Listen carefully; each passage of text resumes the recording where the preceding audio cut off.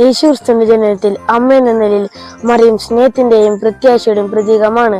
യേശു പ്രവാചകൻ ഇപ്രകാരം പ്രവചിച്ചിട്ടുണ്ട്: നീ ഗർഭം ധരിച്ച് ഒരു പുത്രനെ പ്രസവിക്കും, ദൈവം നമ്മോട് കൂടെ എന്നർത്ഥമുള്ള ഇമ്മാനുവേൽ എന്ന് അവൻ വിളിക്കപ്പെടും. അതെ, വിശുദ്ധ ലൂക്കായുടെ സുവിശേഷം 1-ാം അധ്യായം 28-ാം വാക്യം മാലാഖ മറിയത്തോട് പറയുന്ന സന്തോഷ വാർത്ത ഇതാണ്: ദൈവകൃപ നിറഞ്ഞവളെ സുസ്തി, കർത്താവ് നിന്നോട് കൂടെ.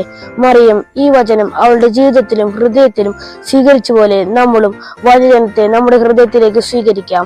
വചനം ദൈവമാണ്. നാം വചനത്തെ വഹിക്കുന്നവരായാൽ നാം കണ്ടുമുട്ടുന്നതിൽ ദൈവത്തെ പകർന്നു കൊടുക്കാൻ നമുക്ക് സാധിക്കും.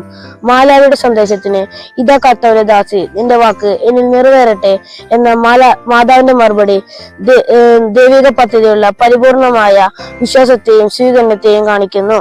നമ്മുടെ ജീവിതത്തിലെ സന്തോഷങ്ങളിലും പ്രതിസന്ധികളും ദൈവം നമ്മുടെ കൂടെ ഉണ്ടെന്ന തിരിച്ചറിവും ഏത് പ്രതിസന്ധികളെയും നേരിടാനുള്ള ആത്മശക്തി നൽകുന്നു.